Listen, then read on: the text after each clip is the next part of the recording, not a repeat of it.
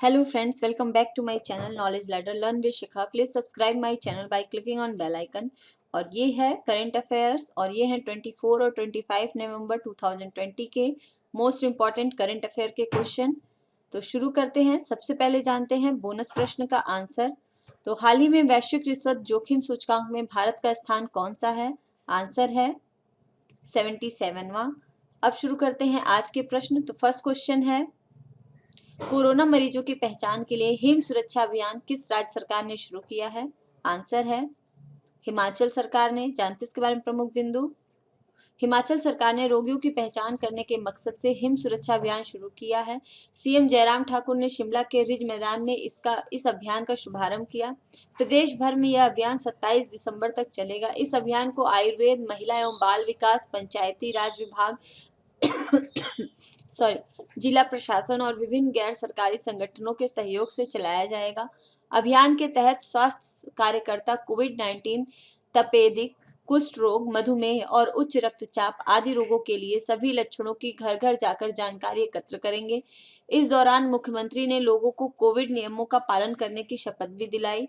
हमीरपुर में हिम सुरक्षा अभियान के तहत कोरोना के साथ टीबी के मरीजों की भी स्क्रीनिंग की जाएगी ताकि कोरोना के साथ टीबी मरीजों की भी पहचान हो सके। अभियान में आशा वर्कर, आंगनबाड़ी कार्यकर्ता, आयुर्वेदिक विभाग के फार्मासिस्ट घर घर जाकर रोगियों की जांच करेंगे। और ये है वो अभियान जो शुरू किया गया है। सीएम जयराम ठाकुर ने इसकी शुरुआत की है हिमाचल सरकार के द्वारा। नेक्स्ट क्वेश्चन है, इंडिया इंटरनेशनल चेरी ब्लॉसम महोत्सव को कोविड-19 महामारी के कारण रद्द कर दिया गया है। यह कहाँ होने वाला था? आंसर है मेघालय में। जानते इसके बारे में प्रमुख बिंदु।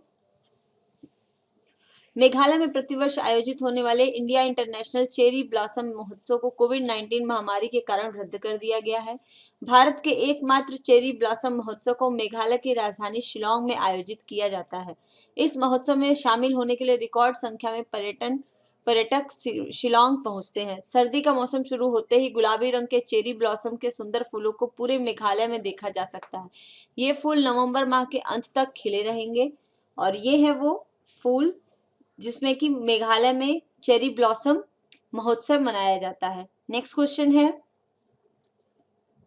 हाल ही में किसने अपनी पहली डिजिटल ऐप आनंदा को लॉन्च किया है? आंसर है एलआईसी ने। जानते इसके बारे में प्रमुख बिंदु। भारतीय जीवन बीमा निगम ने जीवन बीमा पॉलिसी करने के लिए एजेंटों के लिए एक डिजिटल एप्लीकेशन लॉन्च की है। इस डिजिटल एप्लीकेशन का नाम आनंदा रखा गया है। इसका पूरा नाम आत्मनिर्भर agent new business digital application है। डिजिटल एप्लीकेशन एजेंट या सहभागियों की मदद से पेपरलेस मॉड्यूल के माध्यम से जीवन बीमा पॉलिसी करने के लिए ऑन बोर्डिंग प्रक्रिया का एक साधन है। और ये है वो डिजिटल बोर्ड आनंदा एप्लीकेशन जिसको लॉन्च किया गया है एलआईसी के द्वारा। नेक्स्ट क्वेश्चन है, हाल ही में भारत का पहला मास गार्डन कहां पर विकसित किया गया है? आंसर है उत्तराखंड के नैनीताल में। जानते हैं इसके बारे में प्रमुख बिंदु। उत्तराखंड में नैनीताल जिले के खुरपाताल में भारत का पहला मास गार्डन विकसित किया गया है। मास गार्डन जिसे बनाने में लगभग 1 साल का समय लगा का उद्घाटन Waterman of India Rajendra Singh, प्रसिद्ध जल संरक्षण कार्यकर्ता ने किया। इसका औषधि में बहुतायत में इस्तेमाल होता है और ये एक प्रकार की घास होती है, काई। उद्यान विकसित करने के पीछे मुख्य उद्देश्य है कि मांस और अन्य ब्रायोफाइट्स की विभिन्न प्रजातियों का संरक्षण करना और पर्यावरण में इसके महत्व से लोगों को अवगत कराना। मांस गार्डन जो है वो खुरपाताल में मांस की लगभग 30 विभिन्न प्रजातियां और कुछ अन्य ब्रायोफाइट प्रजातियां हैं।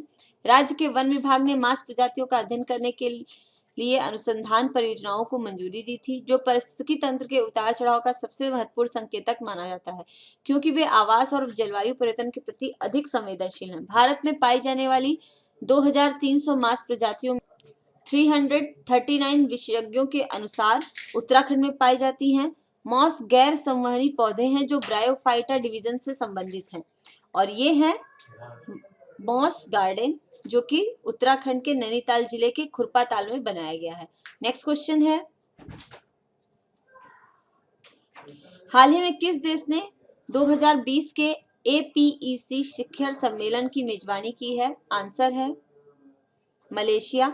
जानते हैं इसके बारे में प्रमुख बिंदु। Asia Pacific economics corporation APEC 2020 economic leaders की बैठक मलेशिया प्रधानमंत्री मुहिद्दीन यासीन की अध्यक्षता में आयोजित की गई। यह पहला मौका था जब सभी 21 APEC इकोनॉमिक्स लीडर्स कोविड-19 महामारी के कारण वर्चुअली बैठक में शामिल हुए थे। APEC 2020 समिट का समापन APEC पुत्रजया विजन 2040 को अपनाने और 2020 कुआलालंपुर घोषणा के साथ हुआ। APEC समिट 2021 की मेजबानी न्यूजीलैंड करेगा और यह दूसरा मौका था जब मलेशिया ने APEC बैठक की मेजबानी की थी। इससे पहले मलेशिया ने 1998 में इसकी मेजबानी की थी और ये है वो समिट। नेक्स्ट क्वेश्चन है, हाल ही में पंजाब के कपूरथला जिले में मेगा फूड पार्क का वर्चुअल शुभारंभ किया गया है। ये किस मंत्री ने किया है? आंसर है श्री नरेंद्र सिंह तोमर ने। जानते हैं इसके बारे में प्रमुख बिंदु। केंद्रीय खाद्य प्रसारण उद्योग कृषि एवं किसान कल्याण ग्रामीण विकास तथा पंचायत राज मंत्री श्री नरेंद्र सिंह तोमर ने पंजाब के कपूरथला जिले के फगवाड़ा में सुखजीत मेगा फूड पार्क का वर्चुअल शुभारंभ किया। फूड प्रोसेसिंग के विकास के लिए 10,000 करोड़ रुपए का फंड बनाया गया है, जिसमें किसानों को वाजिब लाभ मिल जाएगा। वहीं रोजगार के अवसर भी बढ़ेंगे। अभी तक 37 मेगा फूड पार्कों को केंद्र सरकार द्वारा मंजूरी दी गई है, जिसमें से 20 पूर्व में प्रारंभ हो चुके हैं और ये हैं श्री नरेंद्र सिंह तोमर। नेक्स्ट क्वेश्चन है, हाल ही में चंद्रमा पर एक मानव रहित अंतरिक्ष यान चांग-ई 5 प्रोब को किस देश ने लॉन्च किया है? आंसर है चीन ने। जानते हैं इसके बारे में प्रमुख बिंदु। पृथ्वी के उपग्रह चंद्रमा से लूनार रॉक्स के नमूने लाने के लिए चीन नवंबर 2020 के अंत तक चंद्रमा पर एक मानव रहित अंतरिक्ष यान चांग-ई 5 प्रोब भेजने की योजना बना रहा है। चांग-ई 5 प्रोब, जिसका नाम चंद्रमा की प्राचीन चीनी देवता के नाम पर रखा गया है, ऐसी सामग्री एकत्र करेगा जो वैज्ञानिकों को चंद्रमा की उत्पत्ति एवं निर्माण के बारे में समझाने में अधिक मदद कर सके। यह मिशन जटिल मिशनों से आगे बढ़कर अंतरिक्ष से नमूने प्राप्त करने की चीन की क्षमता को भी दर्शाएगा। यदि चीन का यह मिशन सफल होता है तो संयुक्त राज्य अमेरिका और सोवियत संघ के बाद चीन तीसरा ऐसा देश होगा जो चंद्रमा के नमूनों को प्राप्त करेगा। चीन का चांग-ई 5 प्रोब ओशियनस प्रोसेलरम या ओशियन ऑफ स्टार्म के नाम से जाने जाने वाले एक विशाल लावा मैदान से 2 किलोग्राम नमूने एकत्र करने का प्रयास करेगा और ये है वो यान चांग-ई 5 प्रोब। नेक्स्ट क्वेश्चन है, हाल ही में किस राज्य के पूर्व मुख्यमंत्री तरुण गोगोई का निधन हुआ है? आंसर है असम के। जानते हैं इसके बारे में प्रमुख बिंदु। असम के पूर्व मुख्यमंत्री तरुण गोगोई का निधन हो गया। वे 86 वर्ष के थे। उनका कोविड-19 तथा अन्य बीमारियों के लिए गुवाहाटी मेडिकल कॉलेज के अस्पताल में कुछ दिनों से इलाज चल रहा था। 1934 में जन्मे तरुण गोगोई ने 2001 से 2016 के बीच असम के मुख्यमंत्री के रूप में कार्य किया। वे सबसे लंबे समय तक राज्य के मुख्यमंत्री रहे। मुख्यमंत्री बनने से पहले वे केंद्र सरकार में भी मंत्री थे। उन्होंने लोकसभा में जोरहाट और कालियाबोर संसदीय क्षेत्रों का प्रतिनिधित्व किया। वे कांग्रेस पार्टी के भी विभिन्न पदों पर रहे हैं और ये हैं तरुण गोगोई। नेक्स्ट क्वेश्चन है, AICTE द्वारा आयोजित 46 ऑनलाइन अटल संकाय विकास कार्यक्रम का उद्घाटन किसने किया है? आंसर है श्री रमेश पोखरियाल निशंक ने। जानते हैं इसके बारे में प्रमुख बिंदु।